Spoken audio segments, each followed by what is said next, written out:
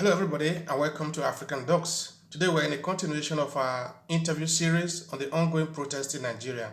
Today, I will be interviewing Nigeria activist Andrew Enantomhen. He has been on the feed, so he will be able to share with us what is going on there. So, Mr. Andrew, what can you tell us about what is really going on the ground for people, especially who do not know the situation in Nigeria? Please share more light on what is going on. Thank you very much, viewers all around the world. My name is Comrade Andrew Enantomhen. I'm a member of the Nigerian Civil Society organizations, an activist. We advocate for justice, equity, fairness, and the defense for human rights. And we analyze social issues and give light on political and policy analysis. As regards the NSAS protest, we've come to receive series of petitions, issues as regards brutalities of the Nigerian citizens and the Nigerian people. The Nigerian citizens have been, victimized over the years by the people who are meant to be protecting them, and they are being killed by those same people who are supposed to protect them. These are people that their hard-earned money are being used to pay the security personnel, and these security personnel turn back to kill the people that they are meant to protect. It's so unfortunate that the security personnel, the police, the SARS that are supposed to be protecting us turn back and start extorting our citizens. When you look handsome in Nigeria, when you wear good clothes, you ride good car, you go with good handsets and laptop, you are being victimized, you are being extorted to an extent where citizens are being taken to their ATM, to go and extort them, withdraw money to just settle police. So we felt this abnormality had to stop. So the civil society organization have to come up and okay, enough is enough, because we have been crying and the government have not really been responding as expected. So we decided to take it up, that enough of this. The citizens have to take up their country in their hand, and we can't wait and watch the police brutalize us, kill us in our own country.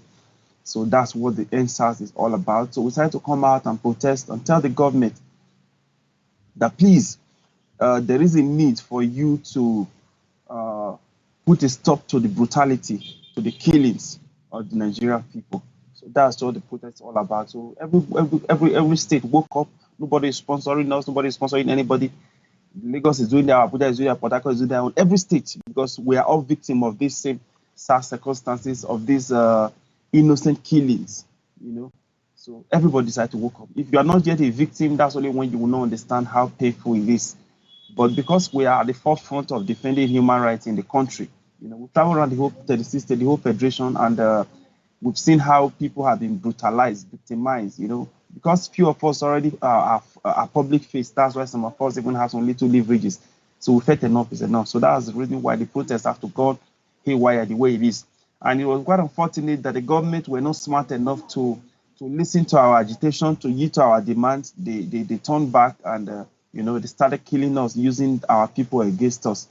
We've been a student union in our school days, student union executive, and we understand the game of divide and rule that the Senate normally play. And the government itself is playing that same game on its citizens right now, using the youth, we against us, But with the latest developments in the country as regards the Nigerian army coming to shoot on armed protesters in Lagos, we're waiting for the president to come and address the nation, and the various state governments, to come and address the nation and tell us if we are wrong to elect them to be our leader. They should come and tell us what we have done wrong to elect them to govern us. So that's the next step and the next stage we are waiting for right now. Thank you very much for that clarification. Now, looking at how the protest is organized, is there a kind of a national coordination of all the protests in Nigeria, or maybe, like you are saying, each state is responsible for its own protest? Those in Lagos, those in Abuja, those in Benin, and those in Enugu, and things like that. I mean, is each state responsible for their own, or do they have a kind of national reference, even though the objective might be the same, which is to free Nigeria, to have police reform, and to end SARS and the rest of it? Yes. The agenda is the same, but we are well coordinated, but just that we don't have a unified leader, because it's it's a situation that affects every citizen, that affects everybody. The brutality, the killings, the extrajudicial killings affect every single individual. It's either a friend or a relative, that have been a victim of this extrajudicial killing, just one way or the other. So as a result of that, people just come out, because if it's a movement that have an undertone, by now people will have been tired. So naturally, people just feel they are tired of the abnormalities going on in the country, that we should just make things normal, we should make things work out fine. So because of that, people have made up their mind to come out by this. So we don't really have a sponsor. We don't have anybody really agitating. We just come out to street. Everybody meet together. We exchange number, exchange contact. Okay, guys, let's stay in this place today, and let's make our demand heard. So, and every state is doing their own, But the beauty of it is we have all the Nigerian artists, civil society organization. We know ourselves, the top leaders of the CSO in the country, and the Nigerian artists in the country. So, by the time you see an artist come out to join in the protest, you are more encouraged, you're more organized. You see that that's the way it happens in every state. So people that are voiced, like in Abuja, a key stakeholder in this state, in Abuja, in Lagos, I'm a key stakeholder, even in Nigeria at large. So people like us come out, people see us, they're encouraged. I'm always on air on television stations, advocating for justice, equity, and fairness. So when people hear that a few of us and other top activists in Nigeria begin to speak out, they're encouraged to come out to the street to join the protest, because tomorrow it can be you. So you don't wait for it to get to your turn before you start speaking out. So you need to start speaking out now, so that it doesn't even get to your turn. So that's the way it is. We are well coordinated. We don't have a leader. We just come out, and the message is one: peaceful, unarmed, sending the same message.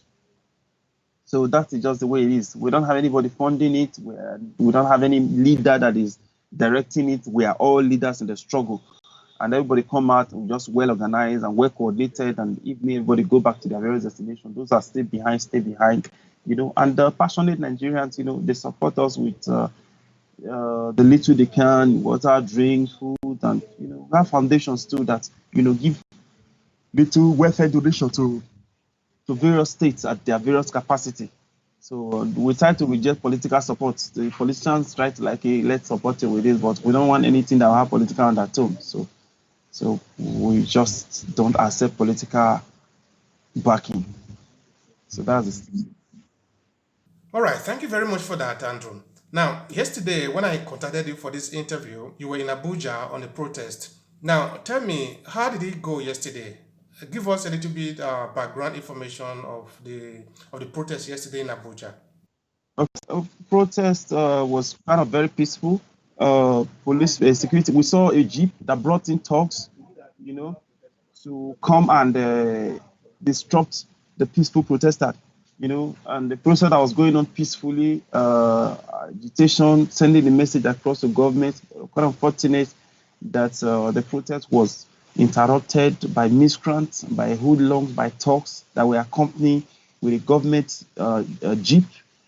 And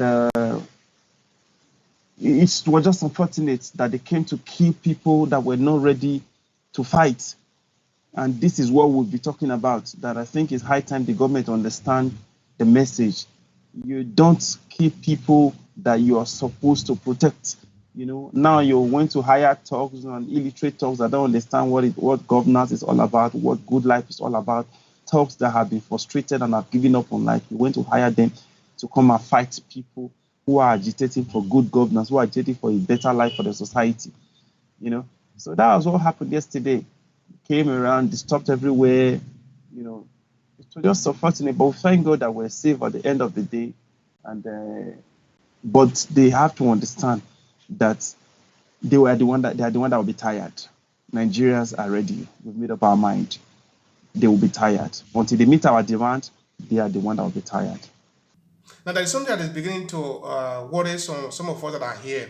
In some of the video we are seeing, there are police that are continuously brutalizing the people. Even though the protesters are out on the street protesting against police brutality, the police continue to brutalize even these people who are speaking out against them. Can you confirm this story? I mean, what is your experience about the situation of police brutality of the protesters particularly? They just don't want you to talk. That's a problem. The government don't want you to talk. They want to keep you perpetually silent so that they can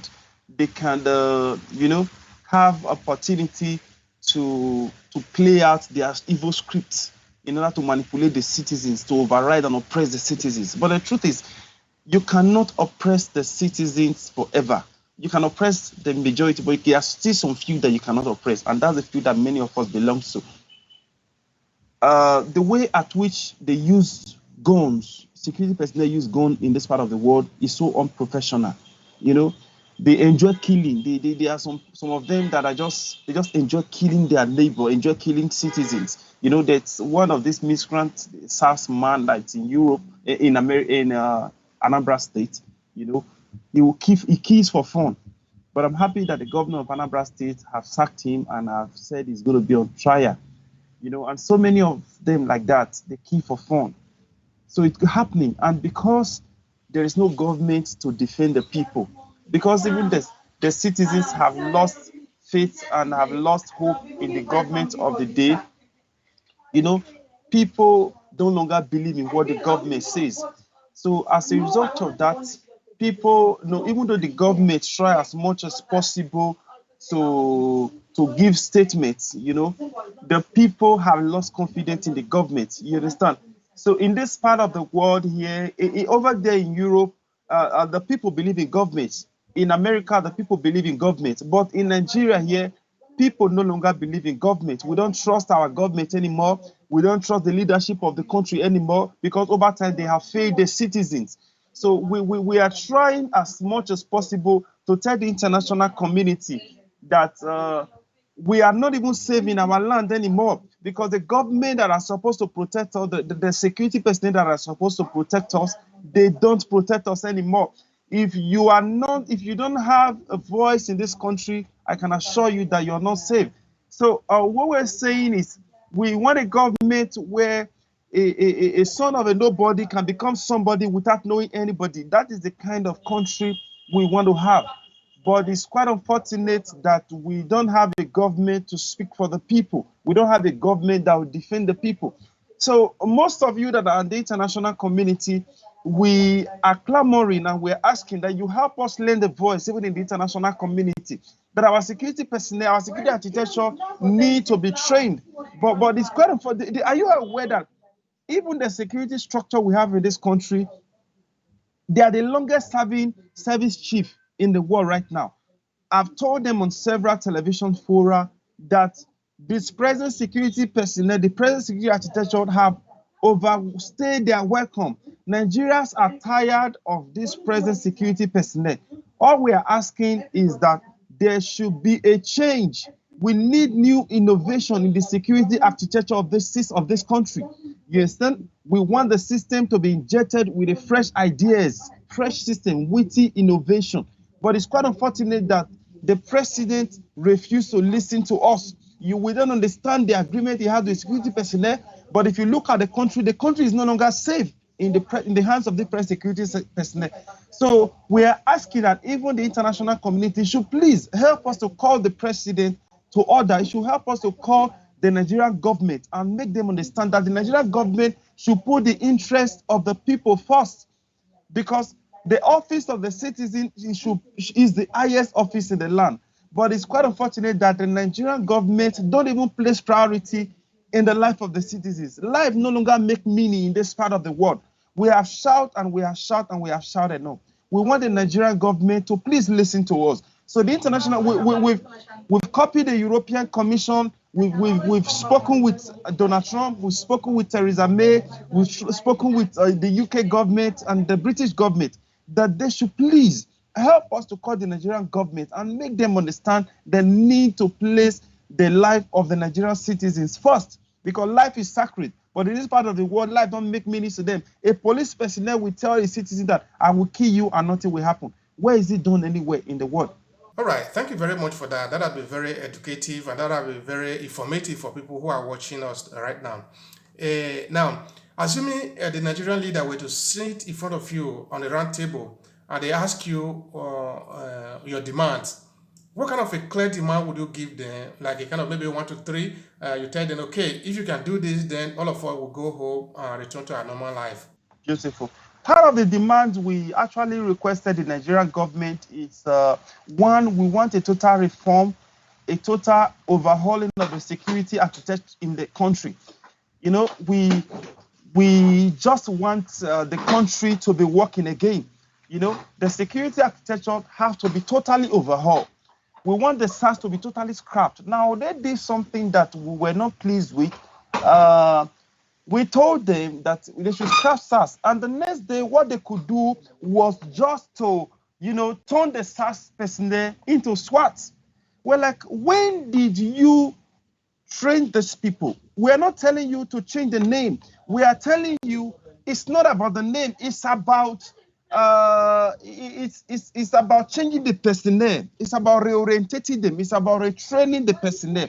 Now, if you take a look at the security architecture, those SARS personnel have been used to collecting bribe from people. They have been used to extorting citizens. It's become part of their nature. We are always saying now that is part of their nature. You need to, as a matter of urgency, take these guys out of the street, bring them back, to the table. Let them stay at the forefront of the table. And those ones at the table, take them back, to the streets, take them back to the office. You understand? So these are the things we tell our government to do. But it's unfortunate that they go to Europe over there and they see the kind of life in Europe, but they come over here in this part of the world, they come to oppress us.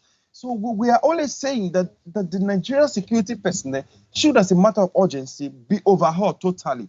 One, the security chief should be changed. All the security chiefs should be changed. Two, increase the salary of our security personnel.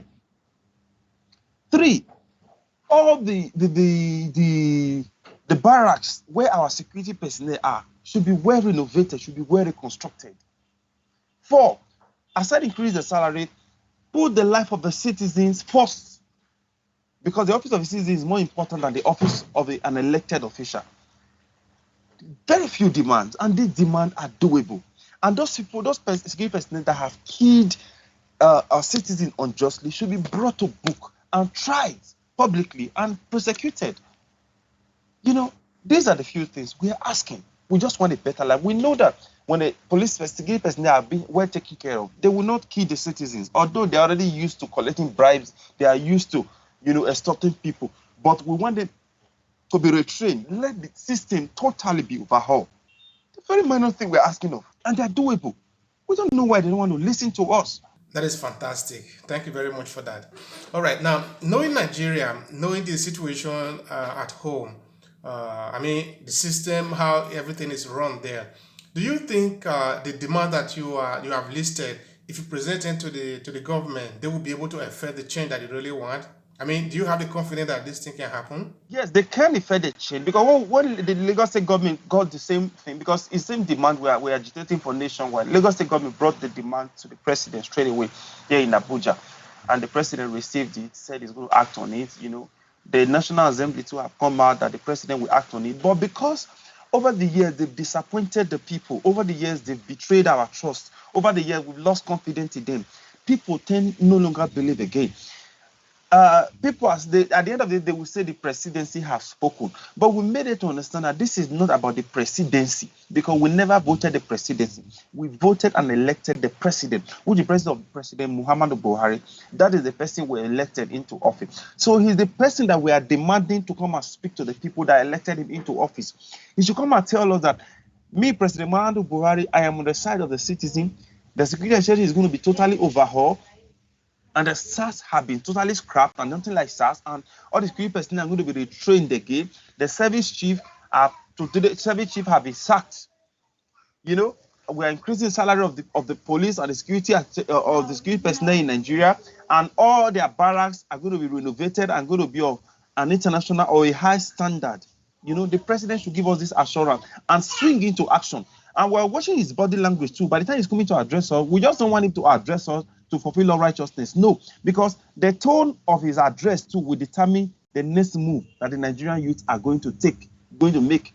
So he should address us in a tone and in a manner that we will understand the language, that the language is for the people and is not for the few elites.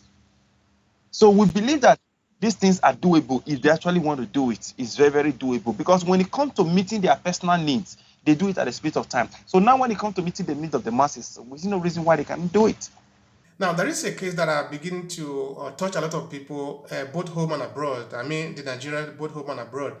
Of course, all the incident lead to the NSAS protest has been touching, because look at the case of police killing innocent person, or maybe getting somebody arrested because he have a dreadlock or some piercing. All these are actually irrelevant excuses for which you need to detain a person that is walking on the street. But the case of yesterday in Lagos, where somebody was shot with a Nigerian flag, make people uncomfortable in that as a trained Nigerian law officer, whether you are in the military or you are a police officer, see somebody that is holding a flag protesting, particularly when this person is not armed and your life is not under threat by him, you shoot a person with a Nigerian flag. This said a lot of things that is this is unacceptable, of course. Come on, we cannot accept something like this.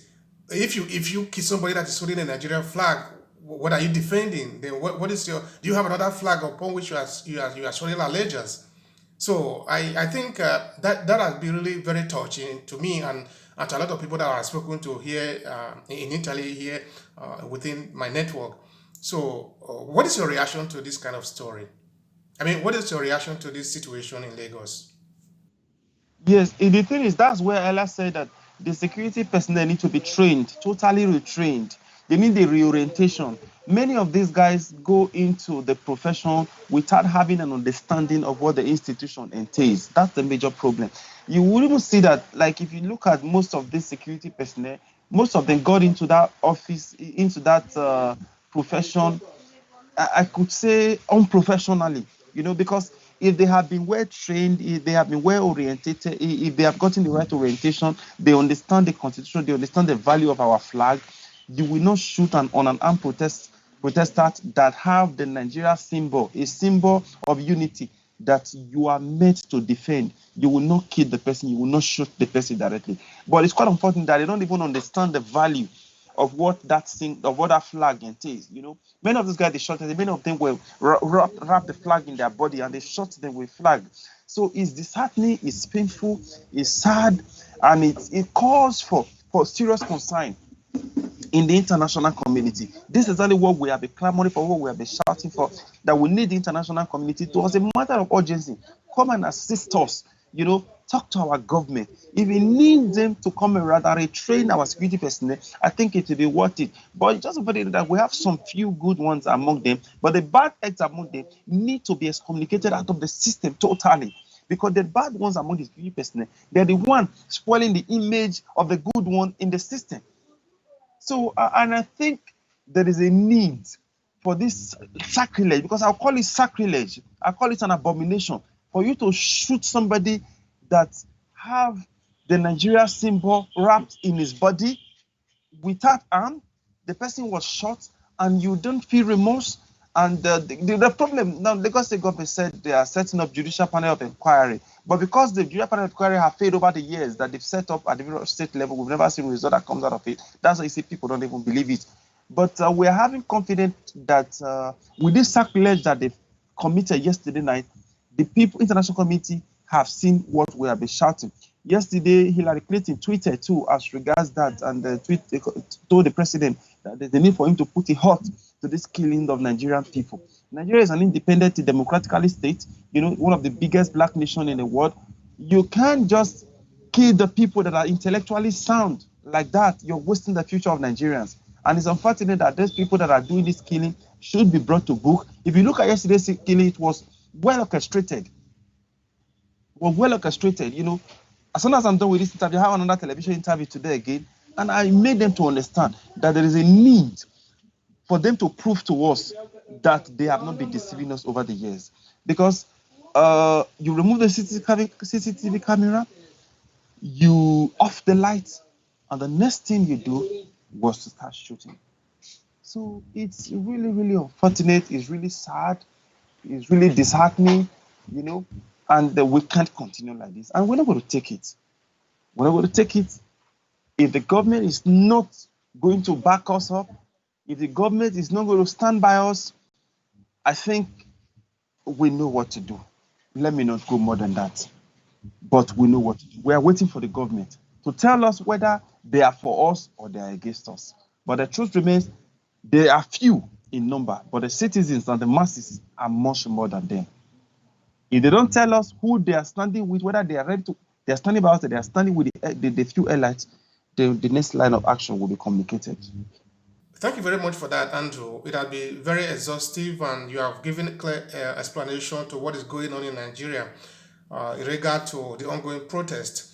Now, what would you want to leave the audience with? I mean, you want to encourage the people that are protesting continuously. What would be your last message to the people? Yes, I'm sorry. On the final note, I want to tell the Nigerian youth. I want to tell the Nigerian youth that they should not give up. They should not relent. The struggle continues. The fight continues until the Nigeria of our dreams becomes true. They should not give up. They should not relent. They should not be afraid. They cannot kill all of us. The government will eventually succumb. That is it. They will succumb. They should not be afraid. I can give them the assurance that they should not succumb. Our brothers and sisters in the international community, we need them to please encourage us. They need them to keep giving us the morale to fight for a better society so that they will come back to Nigeria and meet a better country that they left behind. We are here to fight the battle on their behalf. So they should please encourage us so that we have the strength and the emotional greatness to keep fighting the battle. Thank you very much. All right, with that, we have come to the end of this interview. So I want to thank Mr. Andrew Enantomhen for his time and dedication, both for responding to me here and for what he's doing in Nigeria in collaboration with all the protesters out there. I want to use this opportunity to thank Nigerian youth who are on the street, who are there day and night protesting and demanding for a change. Because this particular change that they are asking for is not only for them alone, it's for all Nigerians, whether you are home and abroad. So this is an opportunity for you wherever you are. You have to be able to do something to contribute to what is going on in Nigeria. You might not necessarily be able to go to the street in Abuja or in Lagos to protest because you are away from the country. But look at what you can do in any way. You can run, I don't know, do something. Make sure that you are contributing to what is going on. So thank you so much again, Andrew, for your time. And thanks also to our viewers who have accompanied us to the end of this video. If you want to continue to receive these notices or videos like this, make sure you subscribe to our YouTube channel. And remember to click on the bell icon so you never miss any of our upload.